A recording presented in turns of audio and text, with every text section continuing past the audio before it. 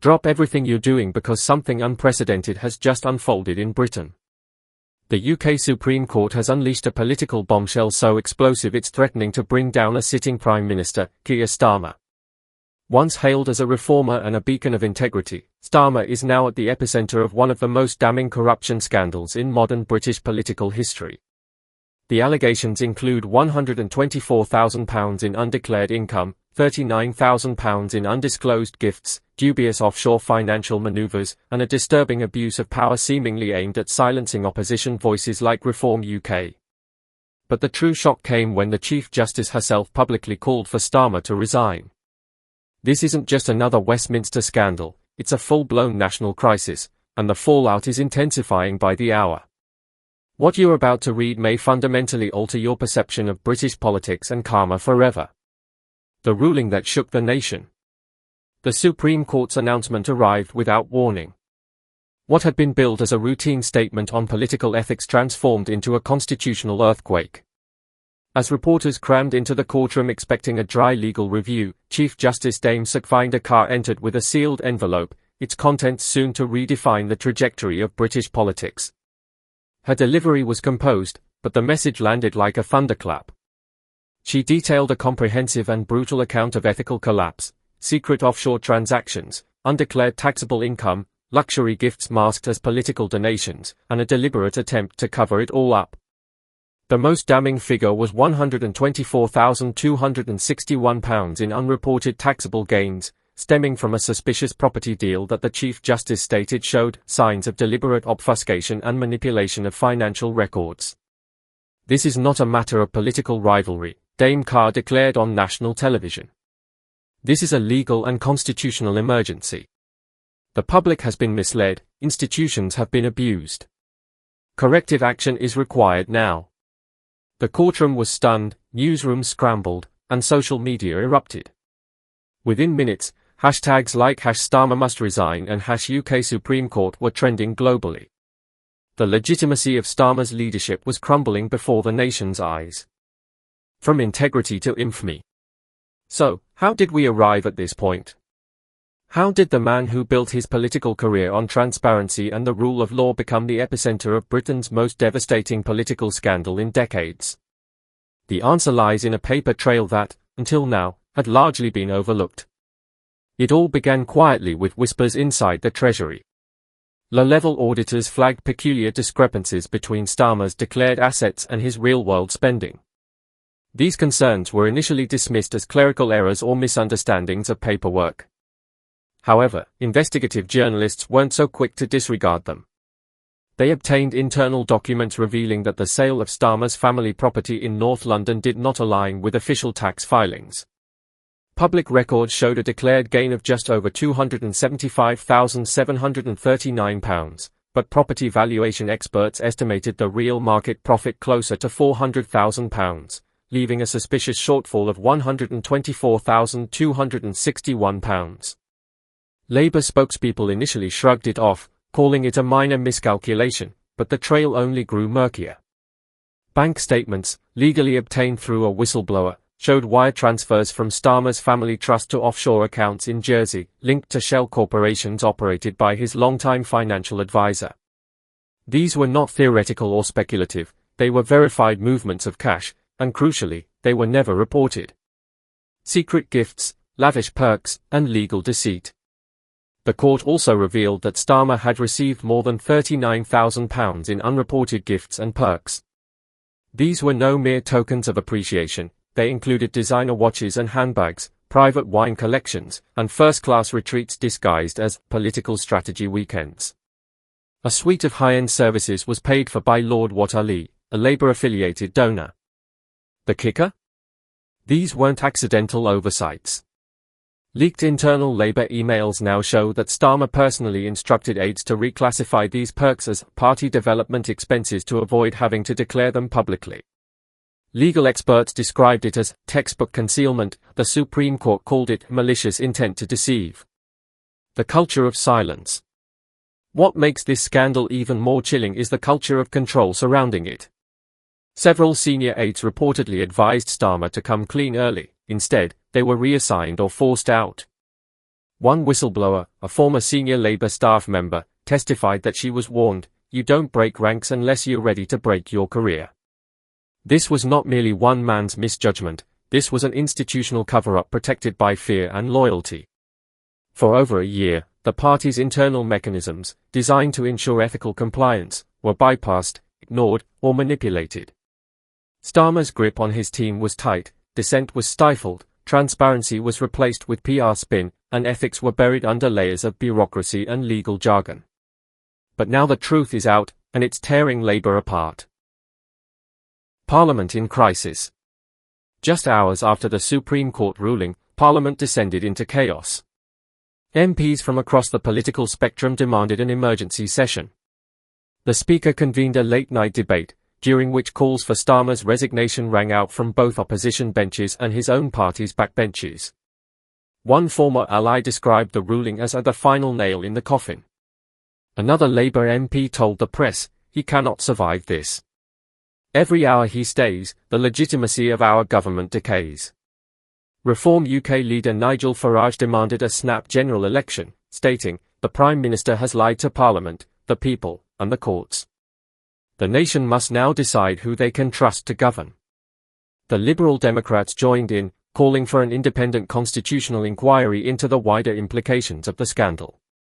Meanwhile, multiple cabinet ministers were seen entering and exiting Downing Street late into the evening, prompting speculation of an imminent resignation or leadership challenge. The silence of Starmer. Amid the political firestorm, the Prime Minister himself has remained largely silent. Beyond a brief, pre-recorded statement denying any wrongdoing and claiming the issue was being politically weaponized, Starmer has avoided the press. Sources inside Number 10 suggest he is weighing his options. While some aides are already preparing resignation speeches, others are allegedly exploring legal avenues to delay or dispute the ruling. However, most legal experts agree, the Supreme Court's findings are final. What happens now? Technically, the Supreme Court cannot force a sitting Prime Minister to resign. But morally and constitutionally, the weight of its judgment is devastating. Starmer's leadership is damaged beyond repair, and every day he remains in office only deepens public distrust and political instability. Resignations have already commenced. A senior Treasury advisor stood down just 24 hours after the court's decision. Several Labour MPs are reportedly drafting letters of no confidence, and momentum is gathering towards a snap general election, one that could reshape the political landscape for a generation. A turning point in British democracy. This is no longer merely about party politics, it's about the future of democratic accountability in the UK. For years, voters were told that Keir Starmer represented the adult in the room, the rule of law candidate. Now, he stands exposed as the figurehead of an elite culture that evidently believes the rules don't apply to them. The Supreme Court has fulfilled its duty, now the rest is up to Parliament and the British public. Britain stands at a crossroads, and whether or not Starmer resigns in the coming days, the damage has been done. The truth is out, and nothing will ever be the same. Supreme Court bombshell triggers political earthquake, Starmer on the brink. The fallout from the Supreme Court's unprecedented rebuke of Prime Minister Keir Starmer has plunged the United Kingdom into a full-scale political crisis. Reform UK, the Liberal Democrats, and even members of Starmer's own Labour Party are demanding his immediate resignation. Protests have erupted outside Parliament, with placards emblazoned with "Resign Now" and "Democracy Betrayed." Britain is witnessing a moment unlike any in its modern political history, a Prime Minister not only exposed but condemned by the highest court in the land, with calls for resignation echoing across every branch of public life. The Prime Minister, in a brief and defiant statement, denied any wrongdoing and accused his opponents of weaponizing technicalities. However, the damage was already inflicted. In a constitutional democracy like Britain, a rebuke from the Supreme Court carries a weight few other institutions can match. To have that rebuke accompanied by a direct call for resignation is tantamount to political Armageddon. And just as the initial shock of the ruling began to subside, even more devastating revelations emerged. A leaked cache of whistleblower documents, internal emails, audit reports, memos, and transcripts surfaced from inside Downing Street. These were not vague allegations or anonymous accusations, these were signed, time-stamped, and verified records from those who had worked at the heart of Starmer's operation. They revealed something far worse than mere negligence, a calculated campaign of deceit, suppression, and systemic abuse of power. Among the most damning pieces of evidence was a message from former compliance officer Rebecca Haynes. She warned Starmer personally, if this goes public, it could spark a constitutional crisis. His reported reply, sent via a private encrypted app, was, "Then make sure it doesn't." The documents illustrate that Starmer was repeatedly briefed on inconsistencies in his financial disclosures, including the infamous £124,000 gap in declared gains from the sale of family property. Instead of taking action, Starmer and his team allegedly orchestrated a deliberate cover-up. Staff were instructed to delete incriminating email chains, reword public filings to sound clean without technically lying, and avoid using sensitive phrases like undisclosed donor gifts in official communications. This wasn't bureaucratic sloppiness, it was a culture of fear. According to whistleblowers, questioning the legality of internal decisions could result in demotion, dismissal, or professional exile. One former aide recalled being told by a Starmer loyalist, "You don't break ranks unless you're ready to break your career." The £124,000 discrepancy was no accident, either. Auditors from HMRC had twice flagged the suspicious accounting methods used to obscure the taxable gains from Starmer's property dealings, but their concerns were quietly buried. The Supreme Court later described this as deliberate manipulation of financial records, and sources now suggest criminal charges may be forthcoming. Adding fuel to the fire, the evidence surrounding donor influence is now surfacing. The £39,000 worth of personal gifts to Starmer and his wife, from handbags and watches to luxury weekend getaways, was just the surface. What's now emerging is a picture of political access for sale. Leaked recordings from private Labour fundraising events reveal donors joking about writing policy in exchange for financial support. "If I buy the drinks, can I write the energy policy?" one donor quipped. The room reportedly laughed, no one objected. And those donors received more than just laughs. Internal logs show they were granted private briefings, early access to legislative drafts, and invitations to off-the-record policy meetings, all carefully kept off the official calendar. Constitutional watchdogs are now demanding an emergency inquiry, warning of systemic corruption at the heart of government. Public trust in Freefall. Polls conducted just hours after the Supreme Court ruling found that 67% of Britons believe Starmer should resign immediately. Even more damning, 58% believe the Labour Party has forfeited its moral authority to govern. The backlash has been fierce, even among Labour voters. One viral video showed a lifelong supporter burning their membership card on camera, declaring, "Never again." Reform UK and the Scottish National Party have called for a full judicial inquiry into Labour's donor network. In an emergency session of Parliament, an SNP MP declared, "We have a Prime Minister who governs like he's above the law." Today, the law answered back. Behind the scenes, Labour in freefall. Starmer's inner circle is reportedly in chaos. Press Secretary Julian Khan resigned within hours of the court ruling, purportedly refusing to read a prepared statement he believed was illegally reckless and morally indefensible. Even Deputy Leader Angela Rayner is now publicly calling for transparency and accountability at every level. Sources close to Rayner say she is preparing for a leadership contest in the event of Starmer's resignation. The mood inside Labour HQ has soured. One senior MP described the atmosphere in Starmer's private office as like a wake, with staff in shock, avoiding eye contact and murmuring about how quickly it had all unraveled. Just months ago, Starmer was touted as the man who could restore order and legitimacy after the chaos of Brexit and Boris Johnson. Now, he is seen by many as the final betrayal. But the scandal has grown beyond Starmer himself. It is now a reflection of a wider institutional failure, a political system that rewarded silence, punished integrity, and prioritized loyalty over legality. Each new leak, each newly published file, pulls back the curtain further on a government that operated in shadows, where power was hoarded and accountability was avoided at all costs. With the Labour Party fractured and the public furious, Starmer's fate seems sealed. The only question left is how far he'll drag the party down with him when he falls. As the sun sets on Keir Starmer's embattled leadership, Westminster has descended into full-blown chaos. The Supreme Court's ruling hasn't just shaken the political and legal establishments, it has detonated what little unity the Labour Party had left. For the first time since taking office, Starmer stands almost completely isolated. Once allies are now avoiding the cameras, ducking reporters, or openly turning against him. Cabinet ministers are scrambling to preserve their own careers, while backbenchers prepare for open rebellion. And amidst it all, the British public watches in disbelief. The man who promised integrity has been exposed as its opposite. The institutions that once stood behind him are now speaking out, and a Prime Minister who believed he could weather any scandal now finds himself at the edge of a political cliff, pushed there not by partisan rivals, but by the rule of law itself. Labour Party in freefall as Starmer faces mutiny, protests, and imminent collapse. The Labour Party is imploding before the nation's eyes. What began as a judicial reprimand has escalated into full-blown rebellion, both inside and outside Parliament. Backbenchers are openly revolting.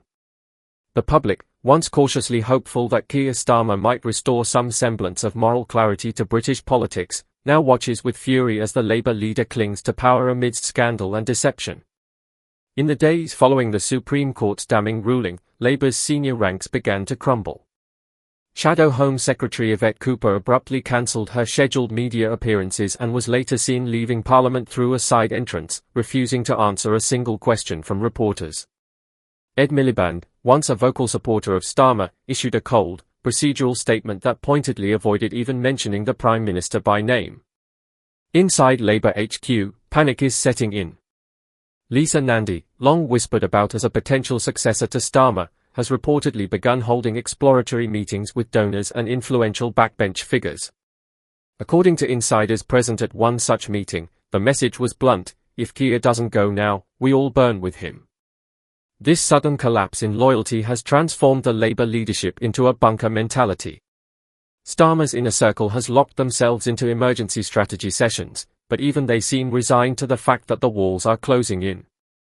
One aide, speaking under the condition of anonymity, described the mood as paralysed by panic, adding grimly, "There's no exit plan because we never thought he'd actually get caught." Staff morale has plummeted, interns have been told not to report for work. Multiple senior members of Starmer's policy unit have gone completely silent, refusing to answer calls or emails. And the leaks just keep coming. A particularly explosive revelation has emerged from within a suppressed internal report, authored by a senior Labour ethics advisor.